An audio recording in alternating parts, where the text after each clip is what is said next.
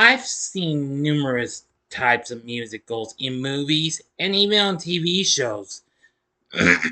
But long before we even got Glee, we did have one good show in the form of Rags to Riches, which was short lived. But there was this one show that came out a few years later, and it fared even worse. And it's from the guy who had recently done shows like Hill Street Blues and LA Law. What happens when you combine police drama with music? You get one of the most strangest shows you could ever imagine that's actually celebrating its 35th anniversary this year.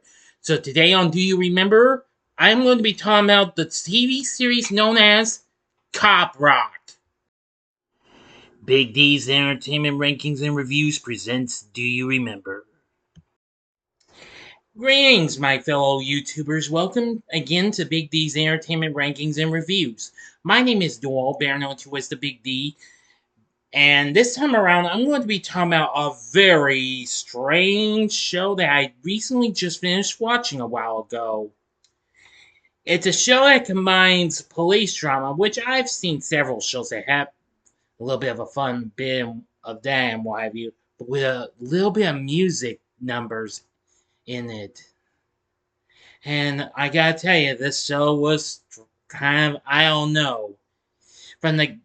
This was from Steven Bochco, the guy who had given us Hill Street Blues, LA Law, and after he had success with Doogie Howser MD, and before he even gave us NYPD Blue, he gave us this show. Now I ask, do you remember Cop Rock? Cop Rock was a one of the strangest shows you could ever imagine. Anyway, it was a police drama series filled with musical numbers and all that jazz. It originally premiered on ABC in September of 1990. The show was produced by Steven Bochco Productions along with 20th Century Fox. Okay, so Cop Rock. Oh boy. What a strange type of show this was. Now, as much as I liked the series Rags to Riches, which was a musical series that actually featured much more popular numbers, this show did not, which I'll get to in a bit.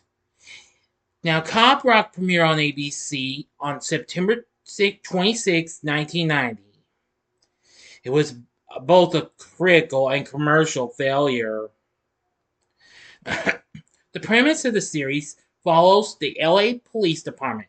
The series features an ensemble cast of police officers and detectives as they solve crimes across the city, with the series mixing musical and choreography throughout storylines and to introduce new characters. In its main storyline, Captain John Hollander investigates the involvement of Detective Vincent LaRusso in the execution of murder suspect Tyrone Weeks. Subplots include Detective Ralph Ruskin's growing jealousy of his wife, Officer Vicky Quinn, and her friendship with Officer Andy Campo. Quinn helping drug addict Patricia Spence recover a baby which Spence had sold for $200, and the relationship between corrupt Mayor Louise Plank and Chief Roger Kendrick. Yes, well then.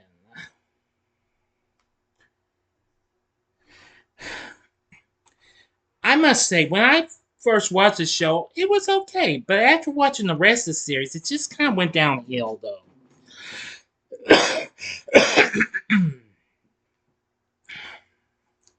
Now, in the early 1980s, a producer from Broadway offered Steven Bochco, who of course was co-creator and producer of the series, a proposal to convert his hit series Hill Street Blues, which was after he had recently, while it was still on, but this show premiered 3 years after it was canceled by NBC, into a musical.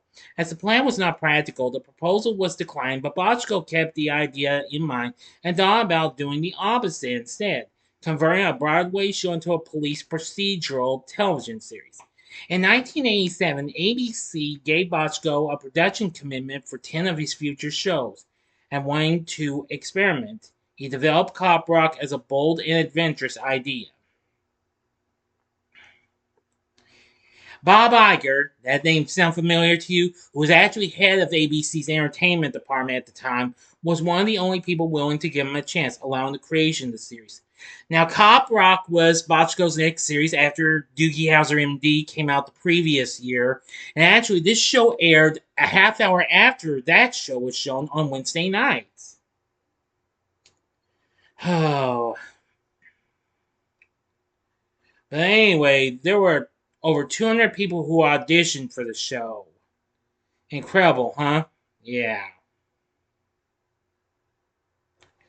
So apparently, this took a lot of guts and glory to even get done.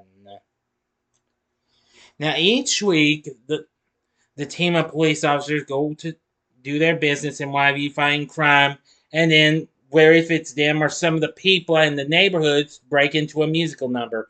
And it's not really based on any actual real tunes and what have you. There were songs that were specifically written for the series. Yeah. Well,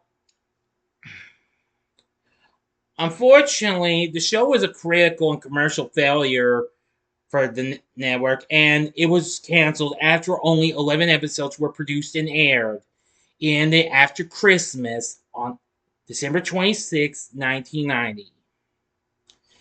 The combination of a fusion of musical performances and serious police drama and dark humor with its high-powered production talent made it infamous as one of the biggest television failures of the 1990s. TV Guide ranked it number 8 on its list of 50 worst TV shows of all time list in 2002. And I can't say I feel bad for that. And dubbed it the single most bizarre TV musical of all time. Now that I will agree and what have you, but I don't know. Despite its overwhelmingly negative reception and short run, the series did, however, get rebroadcast later in the 90s on VH1 and A&E, airing it on several occasions, and then on the Trio network in 2000s. It also was shown overseas on BBC One just over a half a year after it had been cancelled on BBC One, and then a few months later, it premiered on the 10 network in Australia in 92. But anyway, afterwards, Cop Rock was never seen again on the tube. In 2016, Shout Factory released a complete series on DVD, and I checked, you can get for a decent price if you're interested. But if you're not, I'd say just to play it safe, watch the series on YouTube. There is a YouTube channel that has all 11 episodes available to watch. And I gotta say, a lot of the musical numbers are, a little odd, to be honest, and what have you. Yep. Like I said, this is just kind of,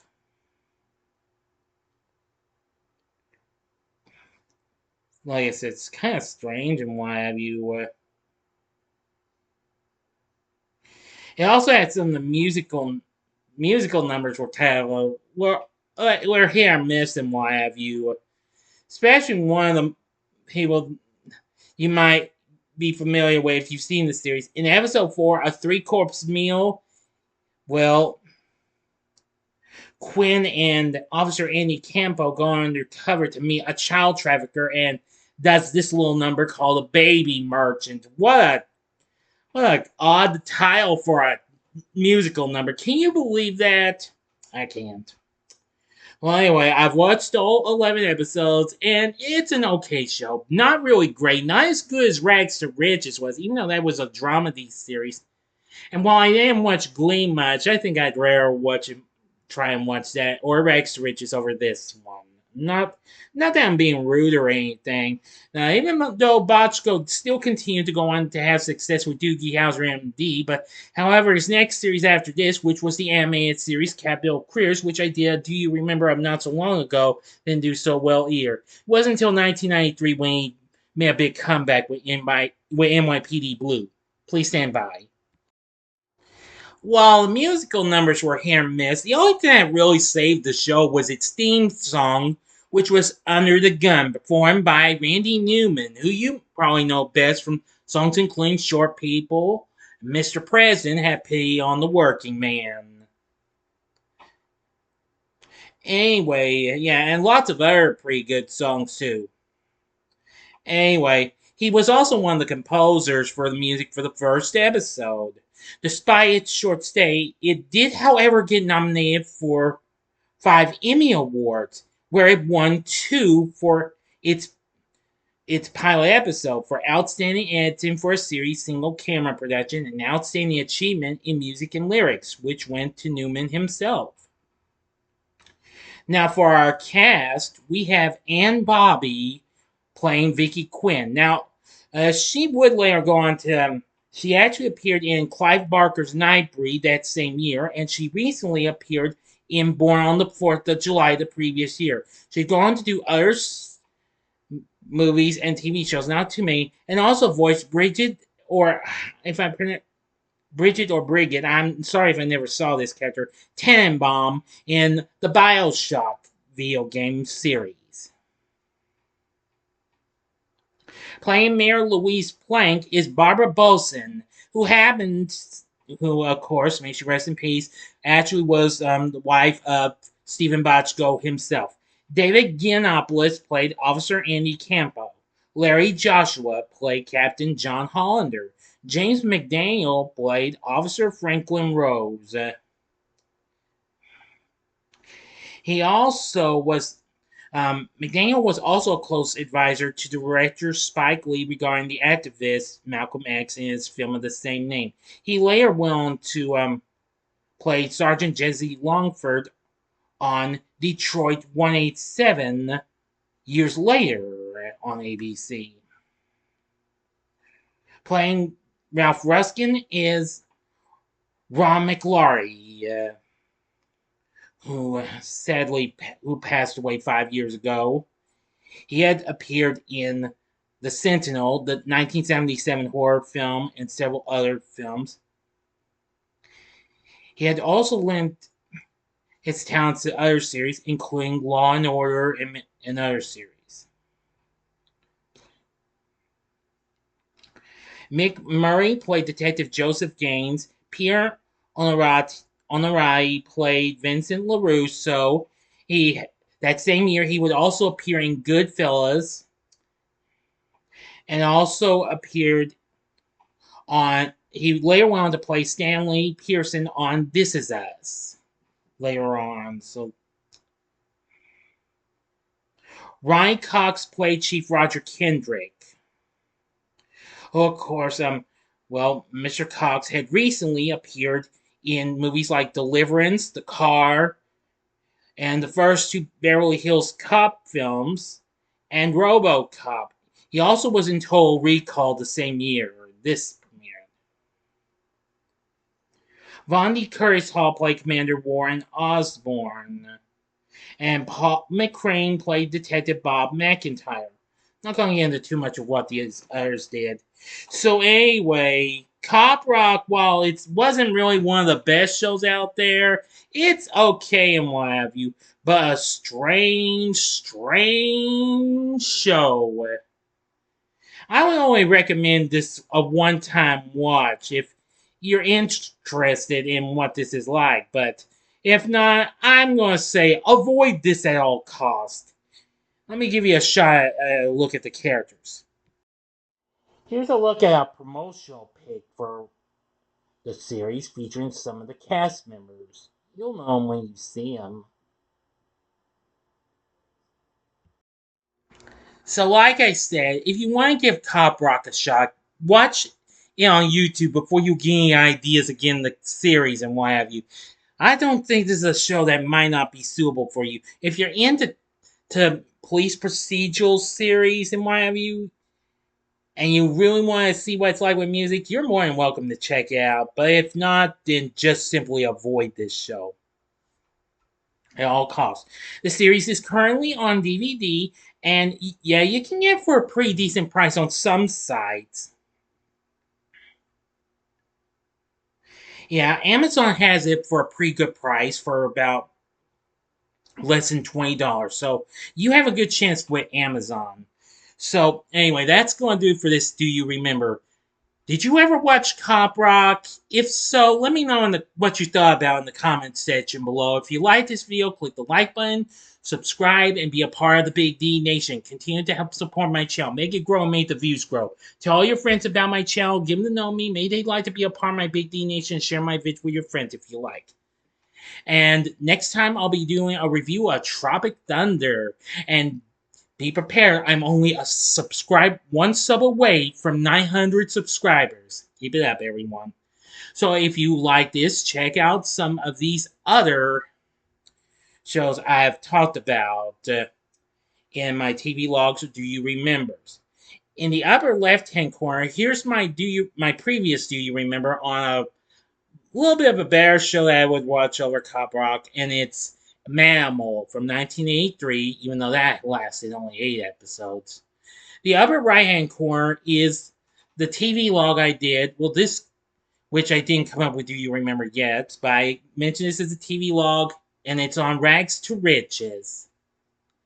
Very good show. Or if you would like maybe another show with a little bit more action, it may not be a police procedural, but it's a much more fun show.